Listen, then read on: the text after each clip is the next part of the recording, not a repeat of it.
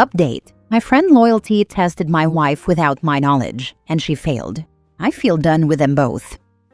Original post. I, 36 male, have been with my wife, 40 female, for 10 years now, and married for 6. I thought we were really happy. She has a child from a previous relationship. The dad is not in the picture, and I have taken on that role. We both work, me full-time, her part-time. We live a good life, holidays abroad every few months, no real financial worries, both in pretty good shape, and plenty of love, affection, and sex between us. I thought we'd be together forever. On to my friend 35 male. His wife left him in horrific circumstances last year. He came home one day to find her gone with their 2-year-old. She left him for a drug dealer she met on Instagram, who ended up assaulting them both, and it's a massive legal issue that's destroyed him.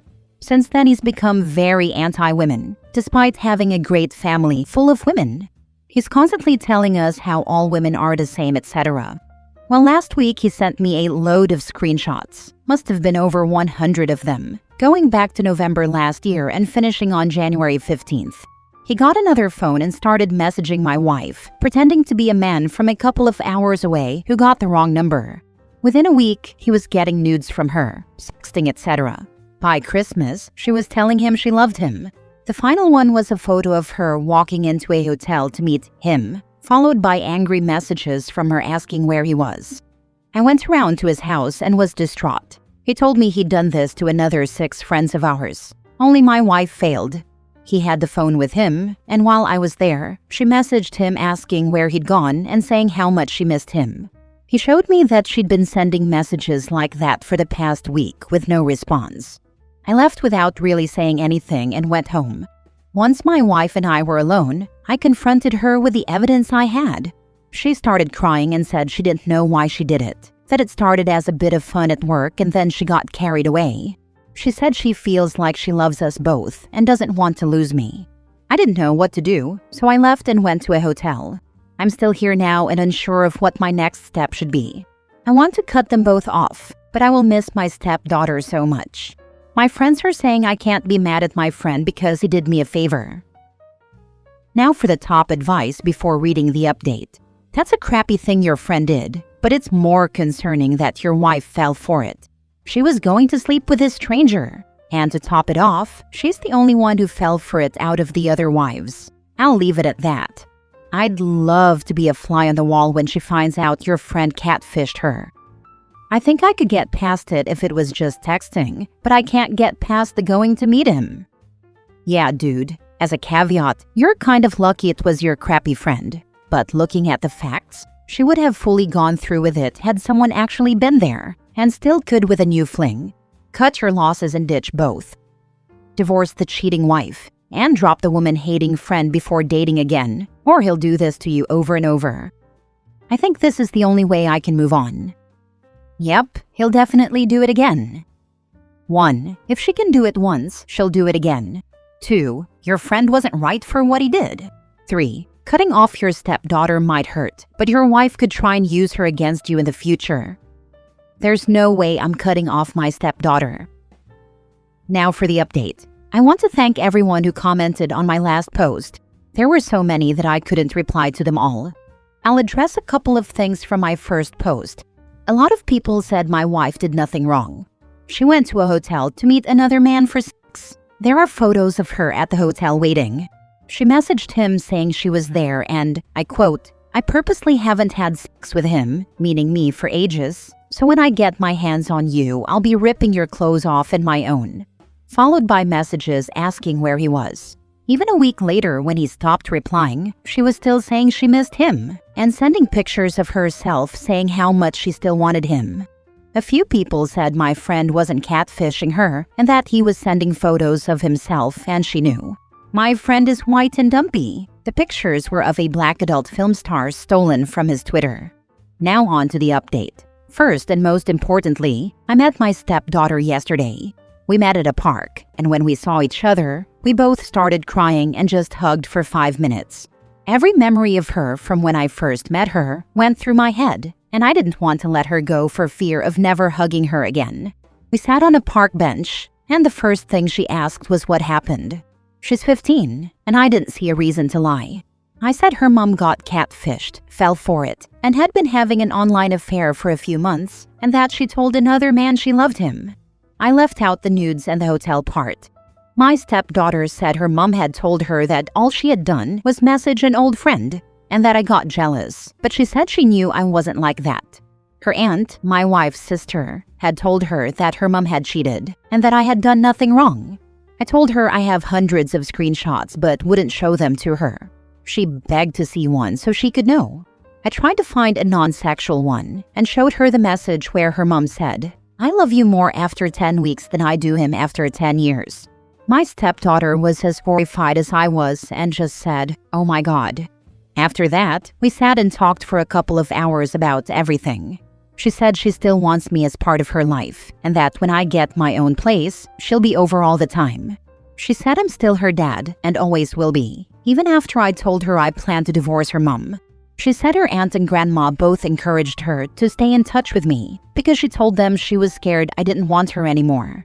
I told her nothing could be further from the truth. I gave her a lift back home, and we've been texting nonstop since, sending stupid videos to each other. She said her grandma told her we can use her kitchen to bake together again, so we're doing that later today. As for my wife and my friend, I've told my wife I want a divorce, which caused a barrage of texts and phone calls that I ignored.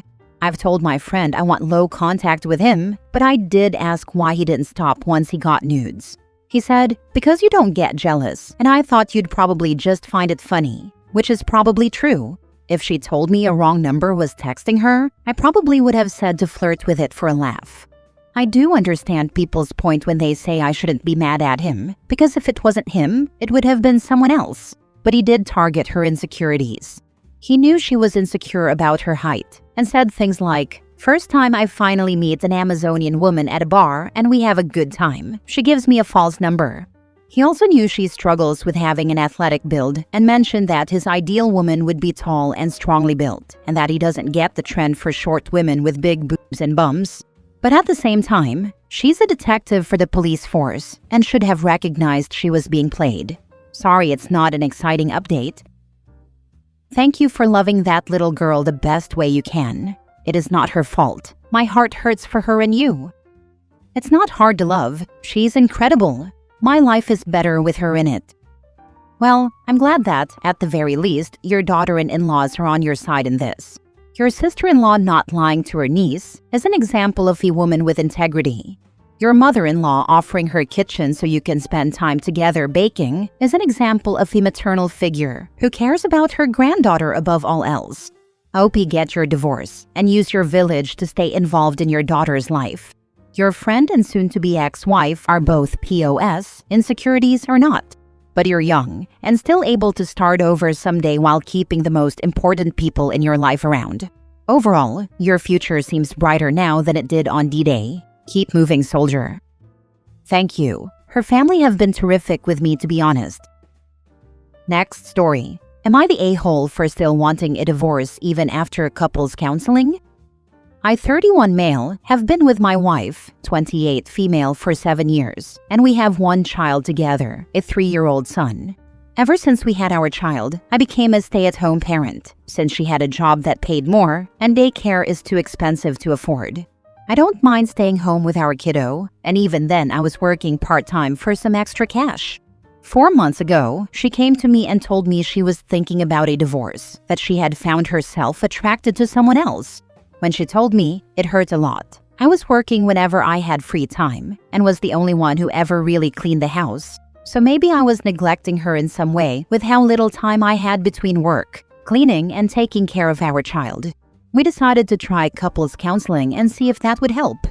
While we were waiting for this to happen, she continued to hang out and spend time with the person she was attracted to, even after I told her how it didn't make me feel good that she chose to spend time with this guy when we already had so little time together.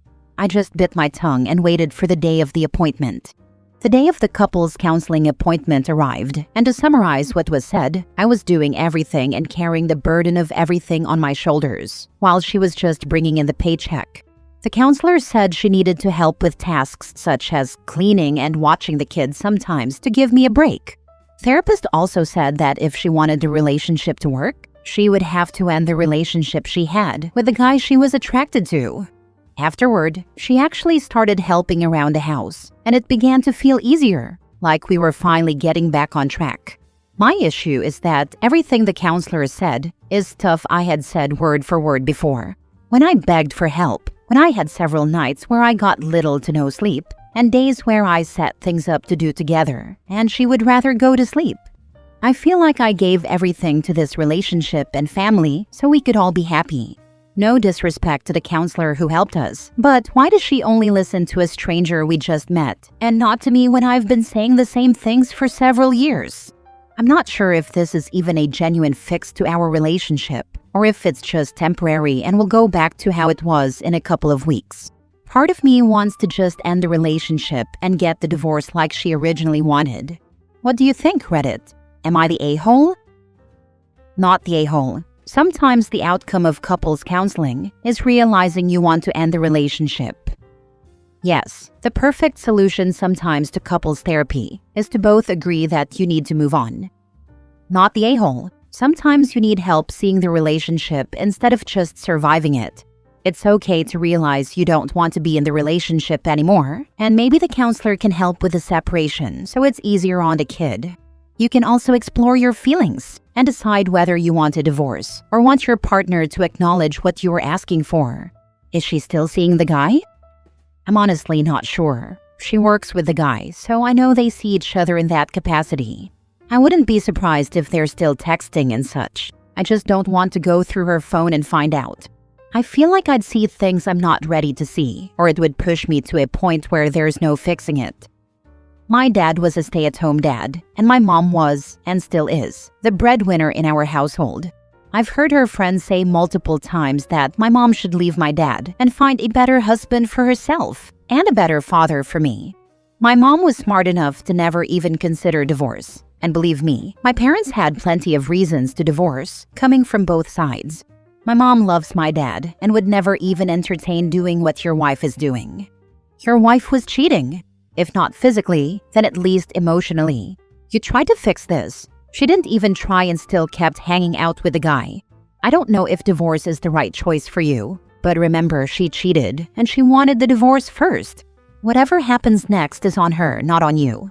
Also, be prepared. I wouldn't be surprised if things get nasty, especially when it comes to alimony and child support or custody.